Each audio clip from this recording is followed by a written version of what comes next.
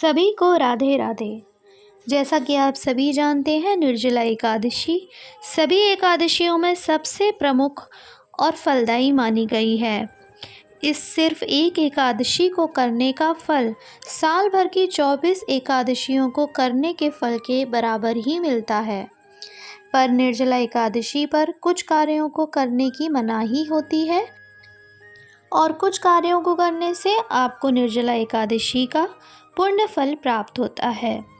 जिन कार्यों को करना नहीं चाहिए वो कौन से हैं, आइए इस वीडियो में हम जानते हैं।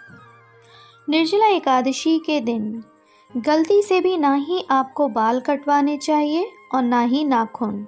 शास्त्रों में वर्णित किया गया है कि ऐसा करने से आपके घर में लक्ष्मी रूठ जाती हैं और दरिद्रता का वास होने लगता है। लक्ष्मी जी की कृपा प्राप्त करनी हो तो नाखून ना काटें, ना ही बाल कटवाएं।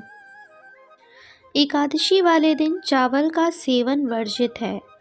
कहा गया है कि चावल का सेवन करने वाला व्यक्ति नरक का भोगी बनता है।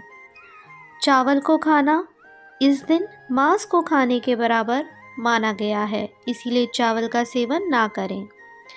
झाड़ू का उपयोग करने की भी मनाही मानी गई है। कहा जाता है कई ऐसे छोटे छोटे जीव होते हैं जिन्हें हम अपनी आँखों से नहीं देख पाते। जब वो झाड़ू के संपर्क में आते हैं तो उनकी मृत्यु का पाप भी व्यक्ति को लग जाता है। निर्जला एकादशी के दिन अन्न और जल का त्याग करें। विष्णु जी की पूजा में ही अधिक से अधिक समय व्यतीत करें। इंद्रियों को वश में रखें, लेकिन अगर नहीं हो पा रहा है तो हल्का फुल्का फलाहारी आप अवश्य कर सकते हैं, पर जल का प्रयोग इस दिन वर्जित माना गया है।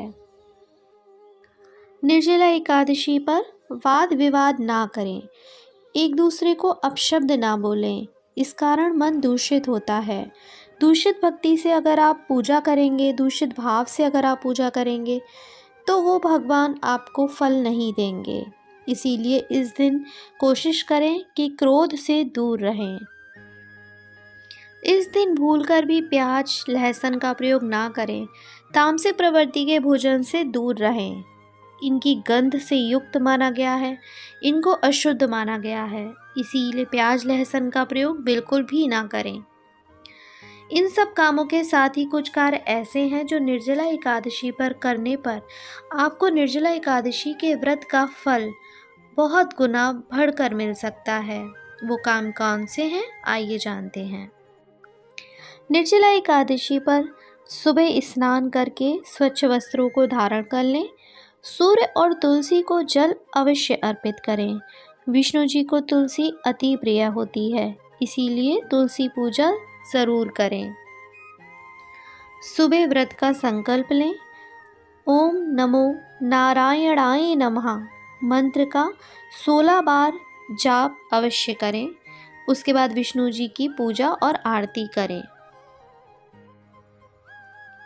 इस दिन जल से भरे कलश का दान करना बेहद शुभ माना जाता है।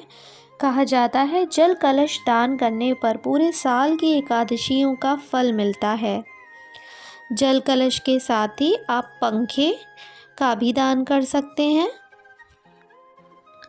इस दिन अन्न का दान करना बेहद शुभ माना जाता है। कहा जाता है गरीबों को, ज़रूरतमंदों को अगर आप अन्न दान करते हैं तो माता लक्ष्मी की कृपा आप पर विशेष रूप से बनी रहती है।